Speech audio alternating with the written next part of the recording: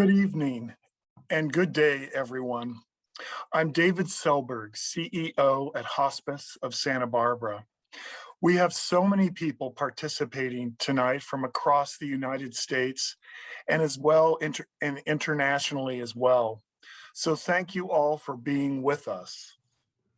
A special thank you to our lead sponsors, the Natalie Orfila Foundation and Lou Buglioli, the Ridley Tree Cancer Center, and Santa Barbara Foundation. All are sponsoring our entire Illuminate Speakers series. Now I'll introduce my friend and colleague at Hospice of Santa Barbara, Charles Caldwell. Hi, David. It's great to be here tonight. I'm really looking forward to hearing Nora's talk and getting a chance to talk with her earlier. I think everyone's going to really enjoy her a lot. As many of you know, Hospice of Santa Barbara is a local nonprofit that's been serving the community for over 47 years. What we do is we help families coping with grief or with life-threatening illness. Our motto is compassionate care, freely given. And what this represents is that all of our services are offered completely free to the community, 100% free, totally supported by the community and through donations. So during the pandemic, we created this new series, the Illuminate Speaker Series, to help people as they were dealing with anxiety and struggling with the whole situation that we're in. And we wanted to make it free to everybody to watch, but it's only made possible through incredible support from people like you. So if you'd like to help support the future of this series and ensure that we can continue to offer wonderful speakers like Nora, we ask you to consider just to make a gift today. And you can find instructions in the chat feature right now and by visiting our website. That's it for me, David. Now back to you.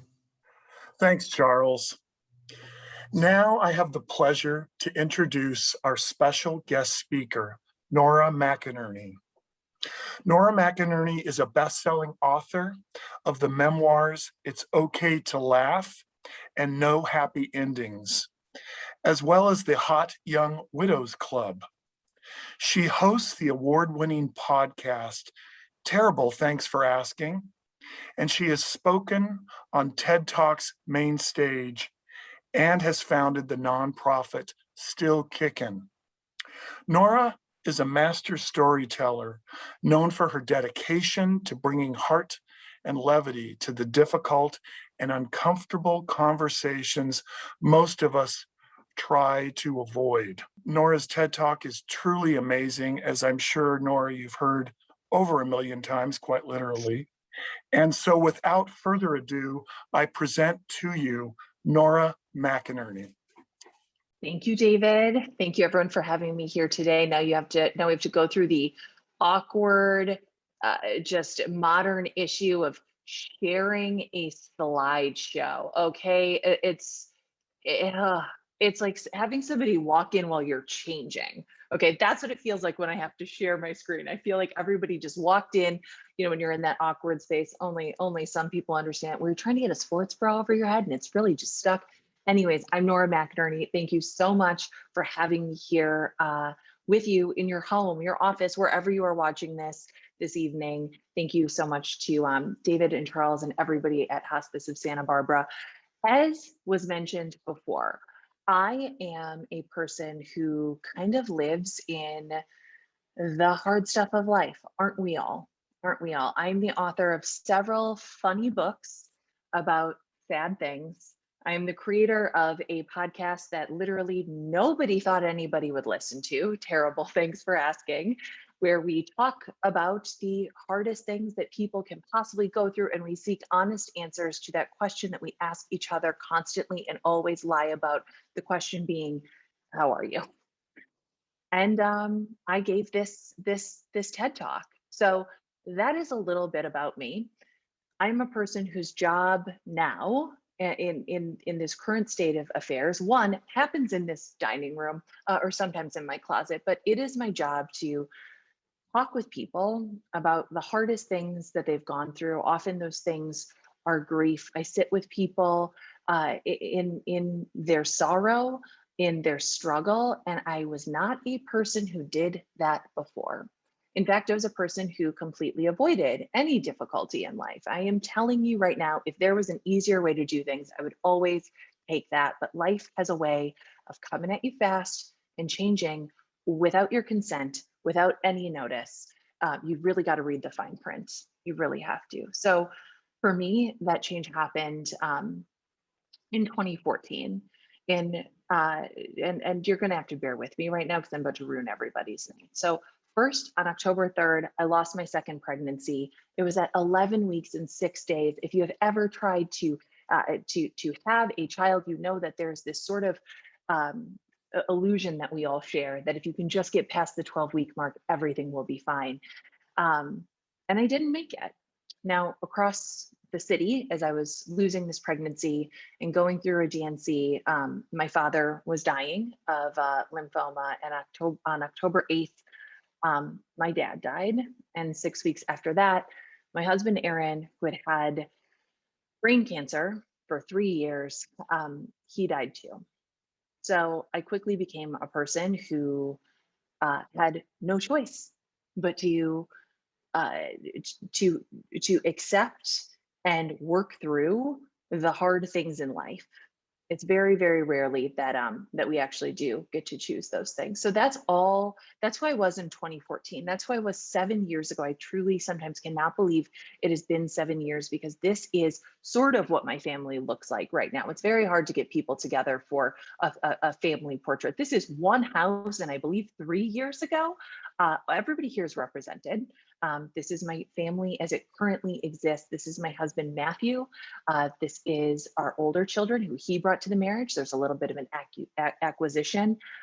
Ralph, who I had with my husband, Aaron, and the sweet little baby who we call Baby, which will become a problem when he's in his 20s and he's somebody's boyfriend. And they're like, yeah, my boyfriend's called Baby. I don't know. He's way too attached to his mom. This is what our family looks like now. 7 years later, you'll see right behind Matthew in that photo is this portrait that hangs right here in this house, which is my family as it existed before, which is Aaron and myself and our baby, Ralph. My TED Talk I am originally from Minnesota. My TED Talk was a true act of passive aggression, because every time somebody found out that I was married, that I had a person who I now call my current husband, just to keep him on his toes, they would say, "Oh, it's so good that you've moved on." And I would feel every muscle in my body tense. And I would think, is it appropriate or even legal to punch somebody in the face in public? And I never did that, but God, I wanted to. It was such an upsetting thing to hear. And I'm a firm believer that we do not move on from our losses, and that's a good thing. I believe in my core, I know it to be true that we move forward with them. And I know that that is a hard concept, mostly for people who haven't experienced loss yet. For people who haven't experienced pain, it is not their fault. We are just here in the US, and I understand many of you are watching from other places in the globe. I have to tell you, in the US, we're bad at grief. We are so bad at grief. So even if your culture has grief traditions, here we have to fit them into our HR policies. And most HR policies will offer you 3 to 5 business days if you lose a parent, a spouse, a sibling, a child. But I guess if you lose your cousin, your best friend, maybe you could take PTO. But it's not just grief. It's anything difficult is antithetical to American culture. We venerate strength, right? Struggle, if it happens at all, is brief, and it results in a near immediate success, right? It is a stumbling block that got you to a better place. You got up, you pulled yourself up by your bootstraps, and men don't cry unless it's about sports, okay? So how about those Suns? Actually didn't cry. I actually can't watch any high stakes sports because somebody loses and then somebody feels bad, and I'm just not cut out for it. And I just want to go hug those multimillionaires who are getting paid lots of money to play basketball. So the messages that we get, though, especially here in the US, is that pain is wrong. Our pain is wrong. It is not a part of life. It is an interruption to life. And these messages are everywhere. I find them even without looking for them. These are from a tour of my own Instagram feed, right? So let's look at these. Focus on the good. Sure. Okay. Yes. Except that we all know that this binary is a false one. Aaron's cancer wasn't good, right? This pandemic has not been good, but there are some things that are not bad, they are just hard. And the hard things also need our attention. Aaron's cancer, again, was not our favorite thing in the world, but it did require our time, our attention, and yes, our focus. And we love a mindset. We love a good mindset. I know there's, I'm not telling you to be a negative person, but your only limit is not your mind. Aaron's only limit was not mental. He had stage 4 brain cancer.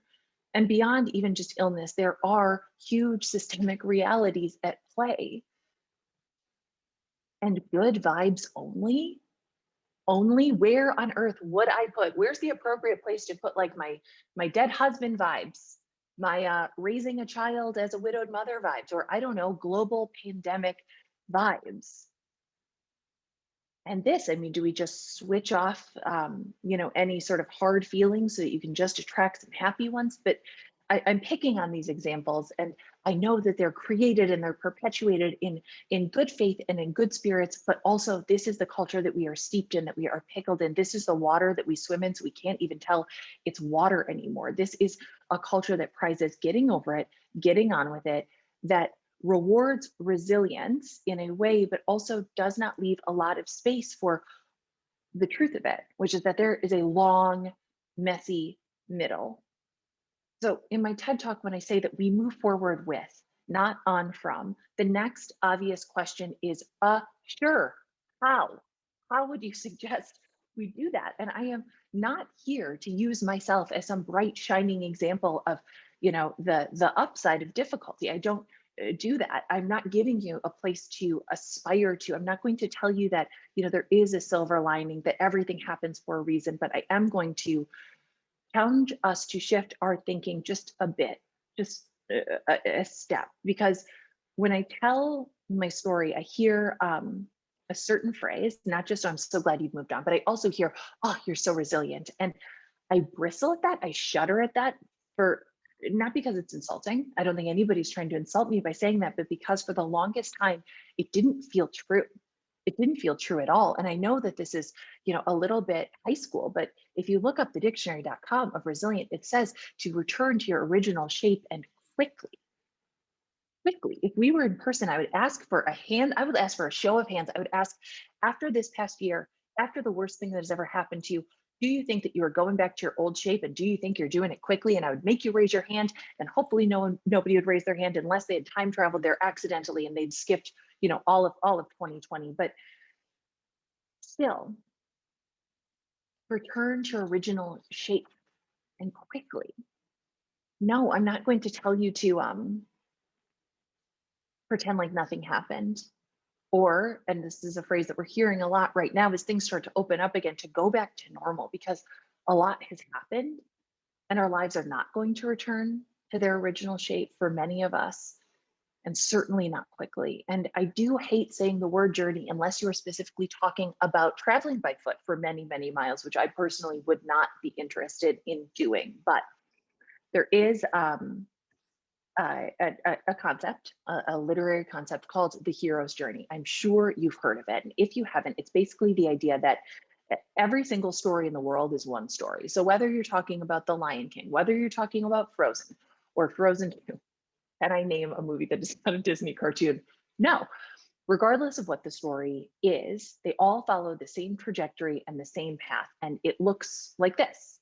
So if you can see this on your screen, start at begin, obviously. Think about where you were before this pandemic, or before your loss, before your diagnosis, before your divorce, before whatever ripped your world in two, and think about how you were pushed into a world that you did not want to inhabit, into a world that looked a lot like the world that you were used to, but was upside down, was not right. Now, eventually, yes, you do return, you rise back up. You're Elsa, and you, spoilers for Frozen ahead, you're Elsa and you know how to control your ice fingers, right? You're Simba and you're ready to take over the throne. But before that, you spend a lot of time in that underworld. And down there, it sucks. And it always has sucked. And I don't say that to minimize your experience at all. I say it to contextualize it a little bit, because yes, there's one story, and yes, there are millions of stories, and yes, we're all in this together, but we're also doing it in ways that are as unique as we are. Like, this is hard, and is the first rule of improv. I cannot tell you how bad I am at improv. I took a class for professionals in my 20s. I was the only person who didn't graduate to the next level. The only person, okay? This is the first rule of improv, that you just say and, because and is possibility. And means everything. And means that the scene, our lives, our stories are still unfolding. So yes, this is hard. And you are still here. And yes, you have a smile on your face and an ache in your heart. And yes, you have lost so much, and you have so much to be grateful for. Yes, you are doing your best, and it will never feel like enough. It's the idea of holding two things in your hands is beautiful. And guess what? I also know that it's hard when your hands are full and you're basically juggling flaming torches while riding a unicycle on top of a bouncy ball, okay?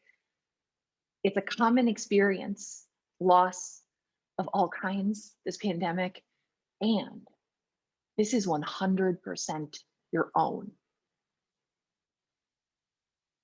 That doesn't mean that we can do it alone. We can't. We can't, even though we feel like we're independent. We're the exception to the rule, right? We are going to be the person who actually survives everything without reaching out a single, waving a single little white flag, reaching out for any kind of help. No, not us. Even when we are sure that nobody else gets it, even when, it feels like our flashlight is the only one that we can see, we're just not that special. And I do mean that in a good way. When I think about this pandemic, I mostly think about how every single person on this earth that I know there's like a couple, people who like survived the 1918 pandemic. They're few and far between, okay? Every single person that you know personally, every single person that you love, that you admire, that you actually are extremely annoyed by, they're doing this for the first time. And every time you experience a loss, every time you experience a huge trauma or a huge unexpected change, you're doing it for the first time. I find such comfort in knowing that we're all amateurs. A part of the hero's journey is that you meet unexpected allies. My unexpected allies were all of these widows. People tend to push you towards people who have the same experience. And at the time I was like, no, I don't want any friends. I don't even want my husband to be dead. Why would I want to be friends with people who have dead husbands? Because there is nothing like seeing yourself and your story reflected in another person to remind you that you aren't alone. And I know why it feels lonely. It's because suffering has always been lonely. On my podcast once, I talked to this man, also very rare to talk to a man. Not a lot of men are like, can I come on your feelings podcast and share?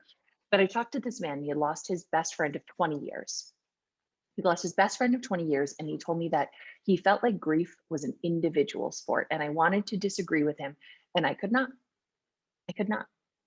Because when we talk about, the yes and that all stories are one story, and yet your story is completely unique, never is that more obvious than when somebody dies. When you experience a huge loss, when Aaron died, I was, to my knowledge, his only wife. And he was also his mother's only son. And he was his sister's only brother. And we cried for the same person and for different versions of them. And I think sometimes we need reminding that even huge cultural events, even a global pandemic, can feel like an individual sport too. Because yes, it's affecting all of us, and there's no denying that it is affecting all of us differently based on our socioeconomic status, based on our family relationships, based on a million different factors. And what that means is that struggle and pain is not, a set weight that can be equally divided up. It means that we cannot just relieve one another. And it means that we cannot carry it for one another. Me having a worse pandemic is not going to make it any better for you, and vice versa. And sometimes I do think that going through things gives us a superpower, or at least it can for many of us. And it's this, it's empathy. It is opening yourself up to the experiences of others, seeing other people's pain and letting yourself feel it. It's sitting in it with them. And while we mostly talk about empathy as a sort of external factor, as something that we can offer to other people, really like to remind us that we need it for ourselves too. It's something that we also need to be so generous with internally for ourselves, and telling yourself, oh, I mean, it's not that bad. It is not empathy. Telling yourself, well, some people have real problems is not empathy. And telling yourself, you've got to get over it. You've got to get over it. You've got to snap out of it. That is not empathy. And neither is this. Should. We have a saying on our podcast that we got from my original producer, Hans, his grandmother. This was her advice: don't should yourself, and don't let anybody should on you either. Because when you say should, it's an automatic judgment. And when we say it about ourselves, we are judging ourselves in comparison to sometimes someone else, sometimes something else, but often to an imaginary version of ourselves, right? We're comparing ourselves to who we were a year ago, 2 years ago, or who we thought we would be by now. If only. And should will never move you forward. Should will keep you stuck, because what should does is deny and erase the reality of where you are and how it feels, which is 100% yours. So don't should yourself. I also think of empathy as a form of emotional honesty. And that's hard to do. I mentioned that my podcast is called Terrible, Thanks for Asking. That was a aspirational title because it was an aspirational lifestyle. That is what I wish I would have been able to tell people when they asked how I was doing after I lost my husband and a pregnancy and my dad. But instead I said, I'm fine. I lied and I said, I'm fine. And no, not everybody deserves the truth. Not everybody is prepared for it. Not everybody deserves the honor of knowing your whole story, but some people really do. Some people really do. And the people who want to be there for you simply cannot be if you don't tell them the truth. And this takes a kind of humility that we aren't used to showing people, a kind of vulnerability that we're not used to showing people, especially not professionally. It's so hard to say that what worked 6 months ago isn't working anymore. It's so hard to admit that the pressure of a situation feels so heavy that we're lost and we're scared. I know I did the same thing. These are photos from my Instagram in the 3 weeks after all of those losses. The 3 weeks after those losses, they are a part of the truth, but they aren't the whole truth, because the truth was that at night I didn't sleep. I had flashbacks. I was experiencing PTSD. I was unemployed, terrified about how I would pay my bills, and crushed by the weight of my suffering. All I wanted was to go back to normal. I just wanted to go back to normal. And what I didn't understand was that this is normal now. This is normal. And for the rest of my life, I will live without Aaron, and I will live without my dad, and I will live without that baby and whoever they would have ended up being. For some people, maybe even people on this call tonight, 2020 was the year, right? This was the biggest thing that had ever happened to you. And a lot of other people, it feels familiar, right? It feels like we're retreading old ground that we had the bottom fall out before, and it felt something like this. Normal this time is different, and normal is always relative, and it is always deceptive. And I have another example. Aaron and I wrote his obituary together before he died, which is not normal. You typically wait and you do that afterwards. But Aaron wanted to do it with me. I was desperate for him to do it with me. He did me the favor of helping tell his story in his own words. And this is what it looked like. You can Google this later. But so I'll just zoom in on some of the highlights, which is that he died of complications from a radioactive spider bite, and would be recognized by civilians as Spider-Man. We also thought it was important to include his first wife, Gwen Stefani, at the funeral. I absolutely had a friend's grandmother tell me it was very classy of me to include his first wife in the obituary. I think she just thought Gwen Stefani was like some girl from the Minnesota suburbs and not, oh, I don't know, an international pop superstar. But we wrote that obituary, and it was so that Aaron could have a say in how he was remembered, so that Aaron could give the people who loved him another little inside joke, another little wink. And the result of doing this, which is very unexpected, is that this obituary went viral. And I mean viral in like the 2014 sense, when like one thing went viral a day. This was viral for like several days between when the obituary came out and the funeral. It was everywhere I looked, on the internet, on the radio, on TV, translated into languages that I don't even speak. And what started to happen was that I had a full inbox.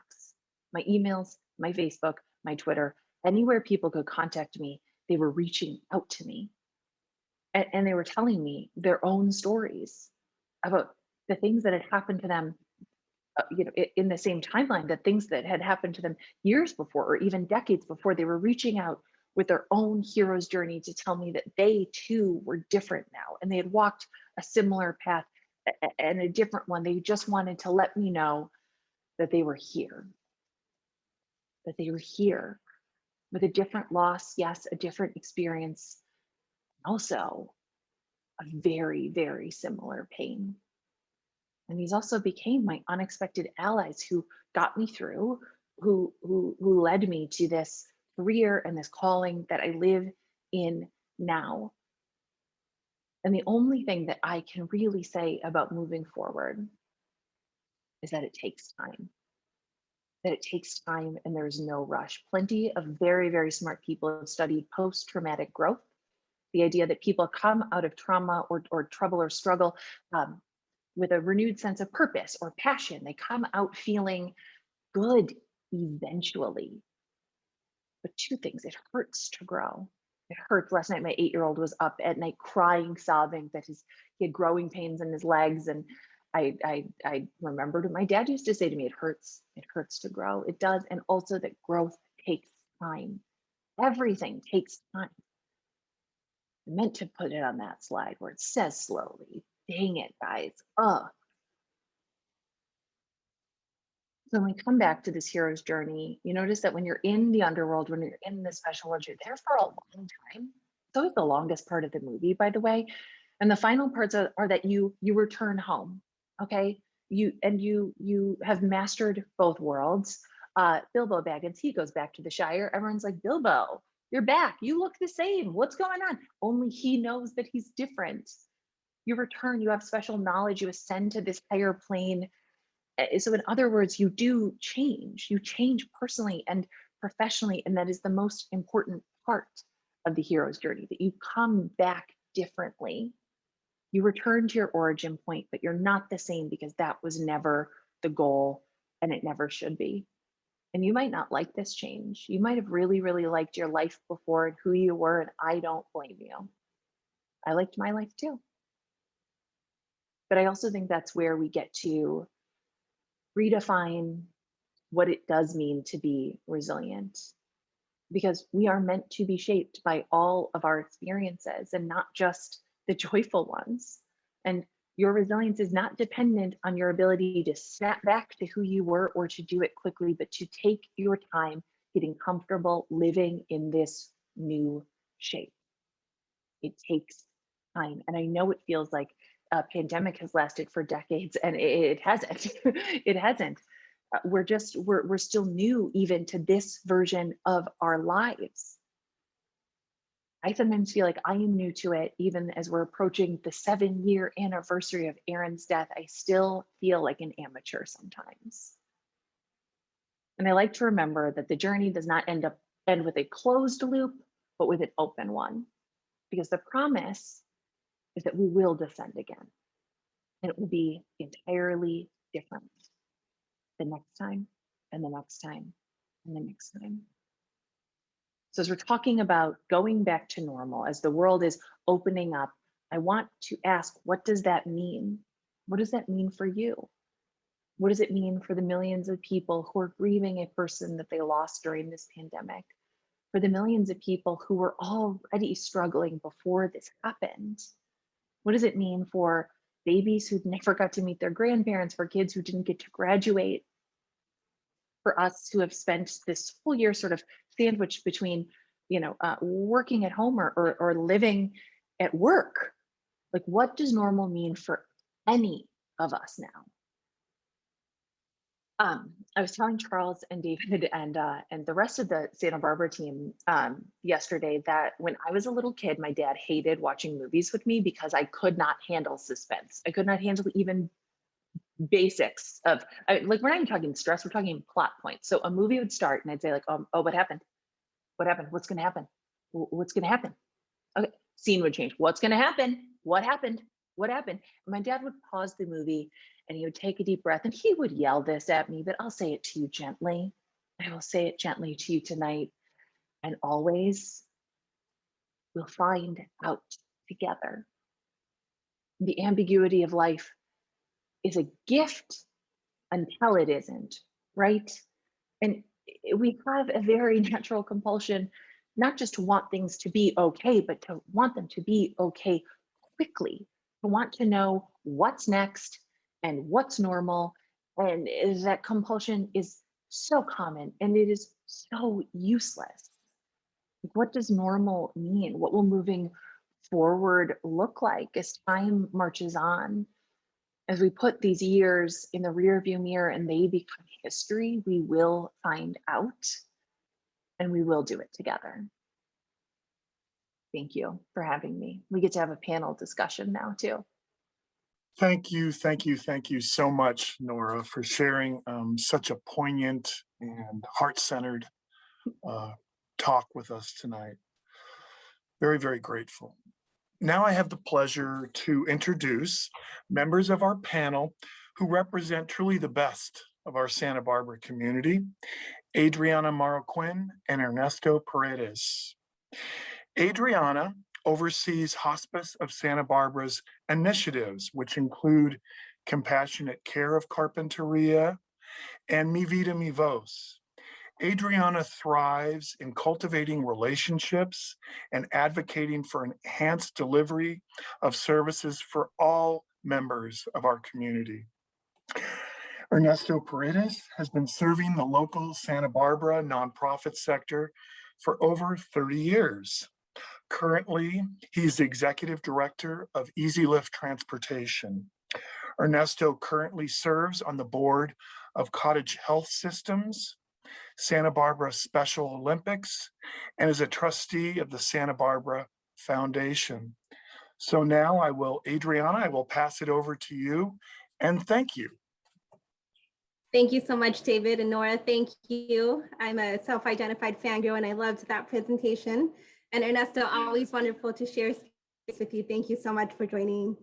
And Nora, I took a bunch of notes. Some of my girlfriends were on this call and we were texting back and forth, but I think what really kind of hit home was the end possibility, right? That idea that you shared about end, but my question to you is really about, you touched on vulnerability, right? And how not everyone deserves all of those feelings, but that perhaps it might be good to share. And I think especially in our work world, how do we, with the pandemic, right? We've been working, we've been adapting either at home or, how do we share? How do we know who to share and when to share and when it's okay and will they care? And is everyone caring too much already? Can they hold space for me? I think a lot of us struggle with that. Any thoughts on that? Yeah. I love that question so much. And as a person who has only recently ever been anybody's boss and has otherwise been completely feral in the professional world, my friends and I have been talking about this a lot, and we've called it conversational consent. And preparing other people for the conversation that you would like to have or that you need to have. And so it would look like this. I would say, Adriana, do you have time to hear something difficult right now? Do you have capacity for that? Yes. You do? Okay, Yes. here's what I need from you. I'm going to say a lot of things. I don't need any advice, or I do need advice. I just need you to listen, or I need your point of view. You give people parameters for the interaction, because otherwise we are exposing our tenderness, like, right, our pain to people who are completely unprepared. And when I look back at the times where people really, really let me down, is they were not meeting a completely unspoken expectation from me, a completely unspoken expectation. And I think it is very hard to do in the work world. And when you need that from a superior, you need to probably do even twice as much work and say, I have to have a hard conversation with you. I would like to have it at this point in time. And let me know when you have time for that. So everybody can kind of get ready, because most people, myself included, I don't pick up the phone 100% prepared at all times for somebody to fall apart. There are some people when the phone rings, I'm like, oh, I know it's happening here. Okay. I know. But not everybody is ready for that. And I think that's also okay. Like, especially as we're going through struggle, we are still learning it, right? It's new to us. And so it's also going to be new to the people around us. Like, I like to think of all of us as like complete amateurs who are learning and relearning each other constantly. Great. Thank you for that. Ernesto, have any questions? Oh, I have plenty of questions, but I mean, my goodness, this is fantastic. Nora, thank you again for that great presentation. And yeah, I've, as I told you before, I went back and watched your TED Talk, and it was just so, poignant and so right, spot on. So I definitely encourage people to go back and check out your TED Talk. And I really appreciate the fact that you brought up your children, because I mean, we, as not only as a culture, but as a society, we try to shelter our children so much, thinking we're doing them a favor by not discussing a lot of these things. I guess my question for you, and I appreciate you talked about your 8-year-old daughter and that things hurt, but if you could only leave your children one life lesson, what would that be? Take it easy. Like, take it easy, okay? Like, there's too much. I don't want to raise strivers. I don't want to raise people who are like so ambition focused, especially. Look, I just had 2 hours of therapy today, so I'm ready for this. Which is, we get so caught up in our accomplishments from a very young age. Our kids, starting in kindergarten, right? They want to know, did I do a good job? Did I get the sticker? Am I the smart kid?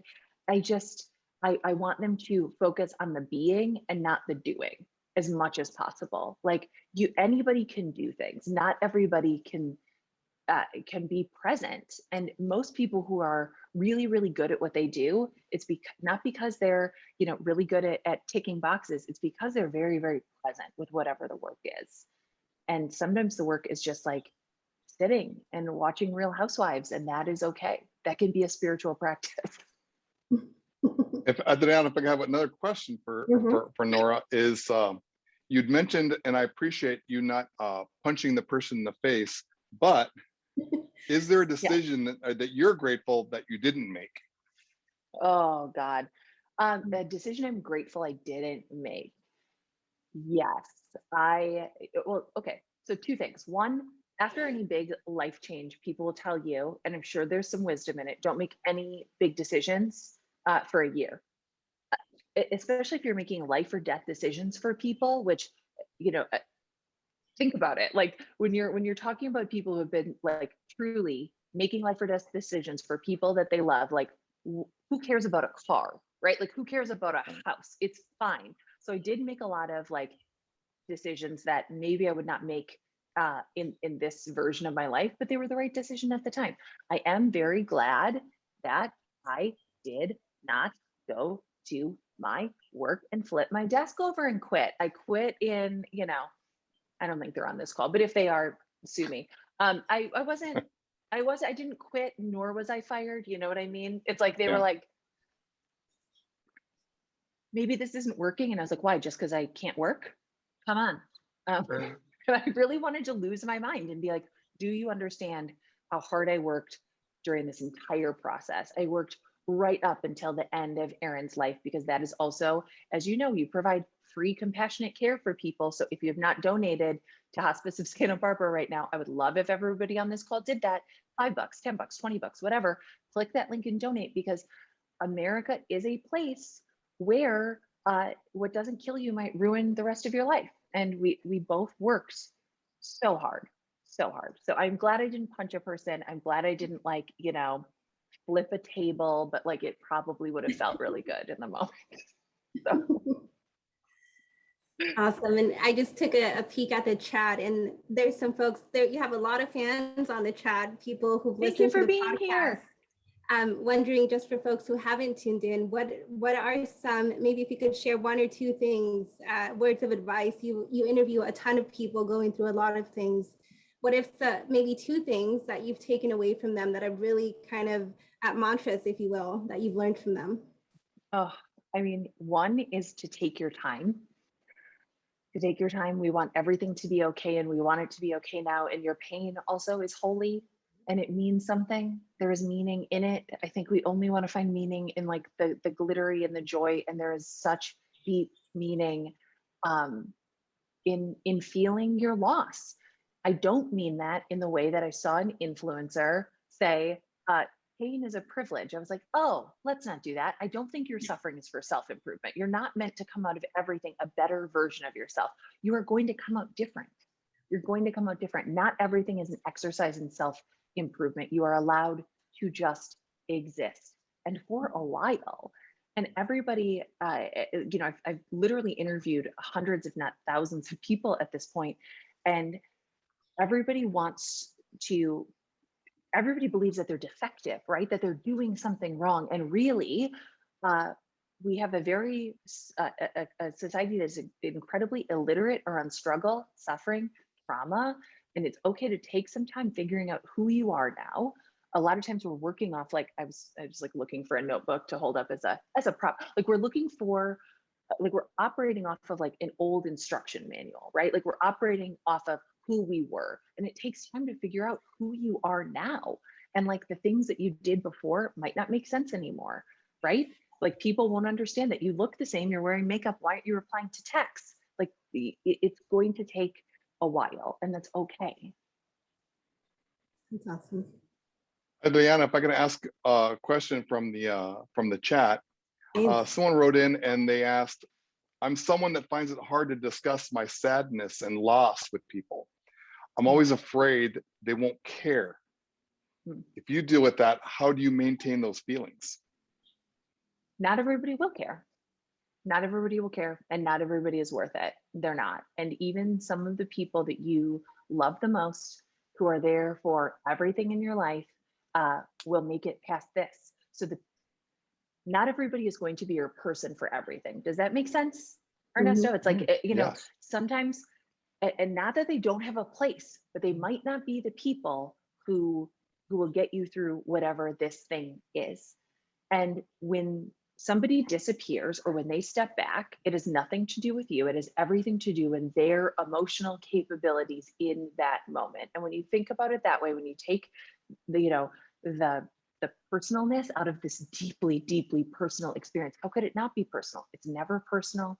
It's always about them and where they are in this moment. When they disappear, other people will come to take that place, and they might not look like who you thought they were, who you thought they would. One of the friends who got me through some of the most acute parts of my grief was somebody I didn't know before Erin died. Hannah Meecock Ross, she works on the podcast. You probably heard her name if you listened to it. She showed up and she sent me a text message that said, I'm at Costco. I'm buying you milk, eggs, and butter and toilet paper. Who can argue with that, right? And I'm going to leave it on your back steps. You don't even have to open the door. That was perfect. And eventually I did open the door, but I was trying to open every door, right? Or close out. I just was looking for things. Not everybody is going to do it. Just not everybody's going to. I know it hurts when they can't. I know it hurts when they can't. It just does. People are going to disappoint you, but there are people who care. There are people who care, and you do have to, I was saying to one of my children, like, you don't have to bleed out for everybody. You don't have to bleed out for everybody. Okay. It's because guess what? Some blood attracts sharks. So it's okay to keep some things for yourself. And when there is a person that you want to share it with, really practice saying like, hey, there's something I want to talk to you about that I think you should know about me that I don't really tell that many people about. Are you in a place to hear that right now? Okay. And you don't have to feel bad for me. You don't have to do this. I just want you to know this. Like, and you'll know. And it's all information, right? Like when we know more about which friends can take certain things and which friends can't, it's all information. Well, there's someone that wrote a really lovely note to you. This is from Tegan, and they wrote, "Hey Nora, I love your Instagram. My good friend wrote to you about her baby who passed, and you wrote back. That's how I found you. I often wonder if I'm good at grief or just an egomaniac. So to sharpen my skills, what were things that people said or did that you found helpful?" Okay, one, anytime somebody thinks that they're a narcissist, they're not. So good job, Tegan, you're not. You're doing a good job. I truly, like, Ernesto, I'm interested also like in everybody else's opinions on this, but don't you think that like, I mean, even wondering if you're doing it right usually means like you're self-aware enough to not be completely making it about you? I think so. And I loved people who, and I still love to this day, still sometimes this happens to me, I'll get an email and it'll be someone who went to high school with Aaron, and they will attach a photo that they found in a shoebox, and boom, I have a piece of him I didn't have before. And it has nothing to do with his death. It has everything to do with his life and the impact that he made on other people. I ran into one of my dad's friends at an event. He didn't like, he came up to me, he burst into tears, and he just started telling me stories about my dad. I love that. Like giving people the knowledge that they're not the only person who's missing your person, letting the griever talk about the person that they're missing, not just the fact that they died, but like the fact that they lived, and remembering things with and for them too. So remembering your friend's baby's birthday and their name and how old they would be. Like these are things that still sting. I had a realization the other day looking at my friend's child. We were pregnant at the same time, and I thought, oh my God, I'd have a kindergartner. I'd have a kindergartner this year. And like she sat with that with me, like, and she didn't have to. Like she was like, oh my God, yeah, you'd have a kindergartner too. Like, and so I don't know. I think you're already a good friend. I do. Great, thank you. Yeah. I do have a question. Just you started off the conversation talking about how we suck at grief, right? How U.S. as a whole is terrible. Any idea, recommendations? How do we move on as a whole? How do we improve that? Oh, God, I don't know. I mean, I sometimes think somebody had me on like a radio show, Adrian, and they're like, so are we gonna be better at this afterwards? I was like, no, sorry, you shouldn't have had me on. No, we won't be any better.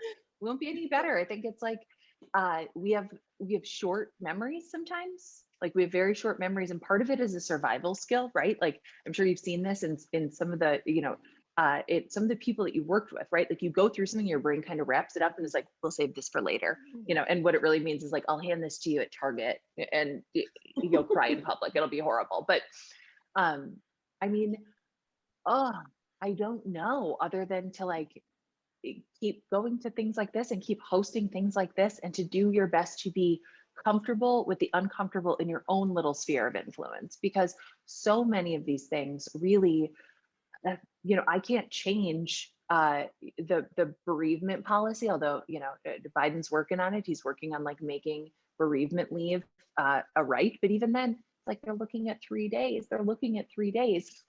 Like, woo, like you get to plan a whole funeral and then get back to work and make a PowerPoint, people. So I mean, I think it's all connected to all of these cultural shifts that need to be made in America. When you talk about any kind of struggle, any kind of injustice, all of these things, they're all connected, and it all comes down to simply not valuing people and not valuing life. And you cannot tell me that we are a culture that values life when we won't give people paid leave to take care of the dying, when we won't give people paid leave to tend to their broken hearts. Like we are not a culture of life. Very true. There's a message from I believe, yes, it's from Lloyd, a pal of yours. Have you ever thought about being a therapist? You'd be a great one. That's my exit strategy, buddy. When nobody wants to talk to me anymore on like a larger scale, I will be doing this on a one-on-one in a very quiet office where I wear beige. That will be my dream. And I would love to go back to school. And I also, like we're talking about, all of these things are sort of like inaccessible. Grief counseling is inaccessible to a lot of people. And people don't even know that they would need it because like, well, I don't know, doesn't everybody die? Yes. And also like, just because, the greatest generation got through World War II without shedding a tear doesn't mean they didn't mess up a whole other generation behind them. So let's like, things could be better. Yeah, and I will say Hospice of Santa Barbara is working on that. So excited for that. Yeah. Ernesto, any other questions? Well, there's 1,000 questions, Nora. Everyone's got to go to your Instagram and just reach out to you because it's tremendous the response that we're getting. I wish I could read everyone's questions, but no, I would just say thank you on behalf of our community and the communities outside of where Hospice of Santa Barbara is. You're doing such a tremendous service for so many individuals who are really struggling, and like you said, someone that we love is going to die. It's 100%. Isn't that right? 100%? 100% rate. Like every person dies. It's so dumb, but we have like these beautiful, amazing, inadequate little vessels. We're like meant to walk around. Like our souls are sort of stuck in this little body that like could be crushed by a car. It's so dumb. Like we need Bezos working on exoskeletons, and instead he's going to space like a dipwad. So Nora's opinions are only expressed by Nora and not Hospice. Nora, around what would you tell people who are currently kind of, if this is their year, if this was the year, you mentioned that 2020 was difficult for folks. I know I personally lost loved ones. We just did a 1-year celebration, which was so much harder than I thought it would be. Again, with those expectations and those should be's. Any thoughts on like, how do we help people? I'm sure I'm not the only one experiencing this. I'm sure, you touched on this, people lost folks. A message for them. Yeah, I'm so sorry. And it's also like, there's no expiration date. And I think we tend to believe that like, well, it's been a year, so like time to get over it. It's like, no, it's not. And especially when your grief and your loss has been complicated by all of these huge external factors, like it is not meant to be, sort of like a bone that resets after a certain amount of time. It's not. And it is okay if this still hurts. In fact, it's perfectly normal. And everybody wants to know, like, am I grieving right? Am I doing this right? Like, yeah, you are. And you're doing it the way that you are doing it. As long as you are making sure that you are prioritizing yourself first, truly, as much as possible, that you are not trying to gloss over things for other people, then yeah, like you are grieving right. It's not that time heals things. My friend, Dr. Anna Roth says, it's not time that heals us, it's what we do with that time. And so if you spend all of your time trying to avoid feeling anything, no, the time's not going to do anything for you. But if you spend your time processing the loss, like truly processing the loss, yes, that will help. My friend, Mary Balcom, she's really my mom's friend, but like now we're friends. That's how it works. She said after Aaron died, she sent me an email, and she had lost her son in an accident, and she had lost her husband to brain cancer. And she wrote me an email, and it was just a few lines, and it said, I believe we have a sacred responsibility to live fully in the face of our losses. I'm going to swear, bleep it out if you don't want to hear it. It's a though.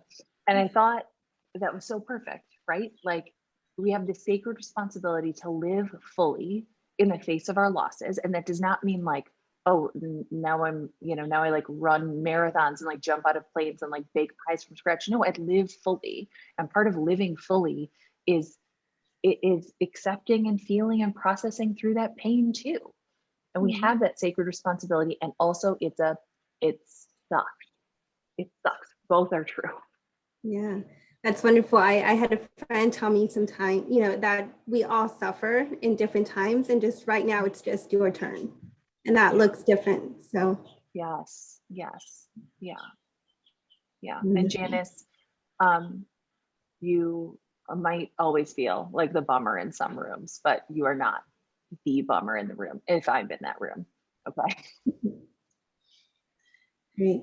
Well, Nora, it's been so fantastic sharing time with you. The chat is blowing up. We don't even have enough time to answer them, but thank you so much, Ernesto. Always a pleasure to join you. And I'm going to bring David back on just to wrap us up. Thank you so much. Thank you, thank you. Thank you so much, Nora, and our wonderful panelists, Ernesto and Adriana. Thank you, thank you. What an evening. We are so pleased at Hospice of Santa Barbara to offer this Illuminate Speakers Series for free, but we could not do it without your help, as I have shared throughout this series. So please, please consider a donation to ensure the future of this series by using one of the methods shown here on the screen. And also please visit our website shown here as well to sign up for upcoming Illuminate series events freely offered to everyone, but pre-registration is required ahead of time. So thank you everyone again, and have a good rest of your day and evening.